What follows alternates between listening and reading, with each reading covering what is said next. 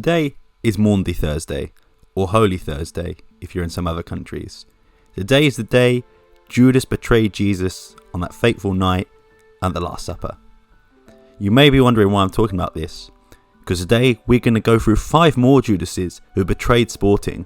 This is a part 2 of the first video, which the link is in the description, but I thought since it's the day, you might as well talk about Judas some more. But anyway, if you do enjoy this video, please like, share and subscribe. Without further ado, let's get into it. The first Judas we have is you. Yes, you, for not subscribing.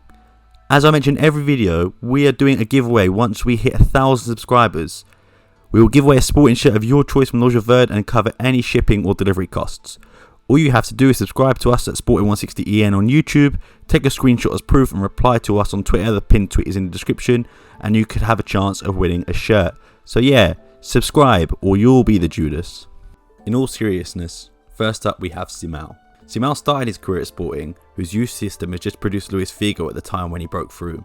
During his 2 years at Sporting, he played 62 games with the first team and scored his first goal in his debut at only 17 years of age.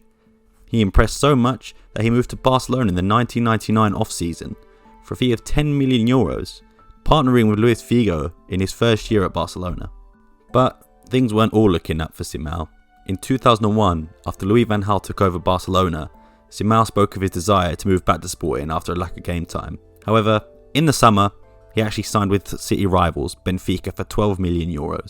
When he joined Benfica, he spoke of his love for the club and became a fan favourite of his team, quickly acquiring the status of captain. Simão played 172 times for Benfica, scoring 75 goals over a span of 6 years. And after retiring in 2015, Simão returned to Benfica on the 14th of September 2017, being appointed head of international relations. Next up we have Paulo Futre, who, just as a fun fact, has blocked me on Twitter. Anyway, Paulo Futre started his career at 17 years old for Sporting, whose youth system he joined at the age of 9. When he requested a pay rise from then President João Rocha, he was turned down and immediately left for FC Porto after 1 season. Futre had loads of success at Porto. He won 2 Portuguese league titles and also helped Porto to win the 1986-87 European Cup, picking on a man of the match performance in the final against FC Bayern Munich. After leaving Porto for Atletico Madrid, where he became a legend, playing in 163 games, he then joined Benfica for 11 games. During his short stay at Benfica, he won the Taça de Portugal, scoring in the final against Boavista.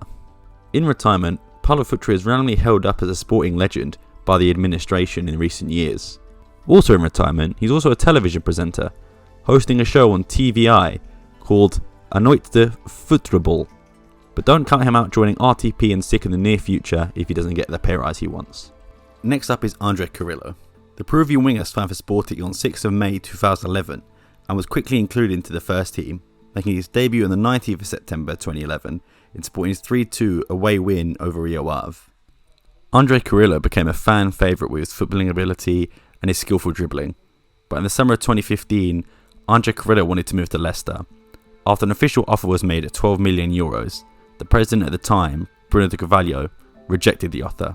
When Andre, who had heard of the news, who only had 1 year left on his contract, he refused to sign a contract extension, and Bruno de Carvalho demoted him to the B team. Bruno de Carvalho tried multiple times to get the winger to sign a contract extension, but to get back at Bruno, on the February 16th, 2016, Andre Carrillo informed Sporting that he had signed a contract with rivals Benfica until 2021. And Carrillo had more success at a year at Benfica than he did at Sporting. He ended up winning the league that season before being loaned out to Watford the season after, and then after that was sold to Al Hilal in Saudi Arabia. Ricardo Quaresma was set to be Sporting through and through. Quaresma was born in Lisbon and started the academy at a young age, and at 17 years old he was promoted to the first team in the 2001-2002 season, playing 28 Liga games, scoring 3 goals as the team won the league and the Taça de Portugal. The next season, Quaresma scored 5 times in the league, but could only finish 3rd place with Sporting, and in 2003, Quaresma was sold to FC Barcelona for a reported €6 million fee and the loan of Fabio Rochenbach.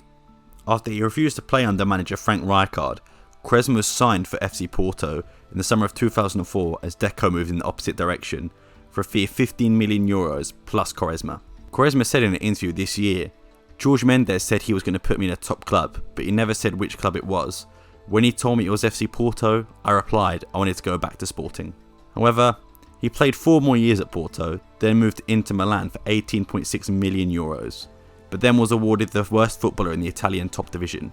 He then moved to Besiktas, where he was released, and Quaresma moved back to Porto on the 1st of January 2014, where over 10,000 fans greeted him in training. You might be wondering, why does that make him a Judas? The people on the list and in the first video did much worse things than he did. This is what Ricardo Quaresma said in an interview 2 years ago. For me, there is only one club, and that's Porto. It was love at first sight, and I'll be a Portista until the day I die. He also said, I grew up at Sporting, and I'm always grateful for what they did, but they know they didn't do right by me. Until this day, Porto will be my only love. In his career at Porto, Quaresma won the league 4 times, Taça de Portugal once, the Supertaça twice, and the Intercontinental Cup in 2004. In 2006, he also won the best player in the league. Before we get into the 5th and final player of this video, if you'd like this type of content, please leave a like on the video, subscribe, and also put in the comments who is the most hated Sporting player in your opinion for what they did to us. Is it William and Patricio? Is it someone like Jean Mario or Andre Carrillo? Or is it the next person on this list? Number 5, Raphael Leal. Leal is rightly regarded as one of the best players in world football at the moment, and if you watched him when he debuted for Sporting, it was clear that was going to be the case. Leal joined Sporting's youth system at the age of 9 and made his debut under manager Judas Jesus in the 2017-18 season, replacing Bram Ruiz in the game against Farense at February 2018. On the 2nd of March, he took the place of injured Seydou Doumbia and scored against Porto, his first ever goal for Sporting, and in the process, he became the club's youngest ever scorer against Porto at 17 years of age. Unfortunately, that season was also the season that the Alcochete attacks took place. On 14th of June 2018, Raphael Leal terminated his contract with Sporting, citing the May 2018 attack where players and staff were attacked by about 50 club supporters in the training facility at Alcochete. After terminating his contract, Leal joined French club Lille on a free transfer, signing a 5-year deal which Sporting would later contest and dispute Lille's deal to sign the player, deeming the transfer as unacceptable and filing a complaint to FIFA, claiming the €45 million release clause should have been activated for him to sign. Also, Raphael Leal wanted to terminate his contract at Lille as well, after at first the transfer was not approved by the French FA following Lille's financial difficulties, but he was convinced by his agents to stay at Lille, and Lille eventually got the transfer done. After joining Milan the following season, on the 19th of March 2020, the Court of Arbitration of Sport condemned Leal to pay €16.5 million to Sporting for his breach of contract. You might think that's a little unfair, considering Raphael Leal was attacked at the academy. However, he actually wasn't attacked at all. The intruders at the time went up to Leal and personally said to him, "Don't worry, you are safe." In addition, Leal actually stayed at the academy an extra week after the attack and only cited just cause when club captain Rui Patricio and William Carvalho terminated their contracts as well. For reference, let's just say Raphael Leal earns £100,000 per week at AC Milan. It would take him 3 years to pay off Sporting's debt without spending a single penny on anything else. Fun fact as well, Raphael Leal is also a rapper now. Who knows? He's trying to learn more talents to pay off his debts maybe? Hey Leal, I hear OnlyFans is a great way to make money. And there you have it, 5 more players who betrayed the club on this Holy Thursday. If you did enjoy this video, please leave a like and comment who do you think is the worst Judas out of either list 1, 2 or one we haven't mentioned yet. To be honest, we could probably make a part 3 of all the betrayals we've had. But yeah, make sure you subscribe to enter the jersey giveaway and like the video if you enjoyed. I've been Sam Fonseca, thank you for watching and peace.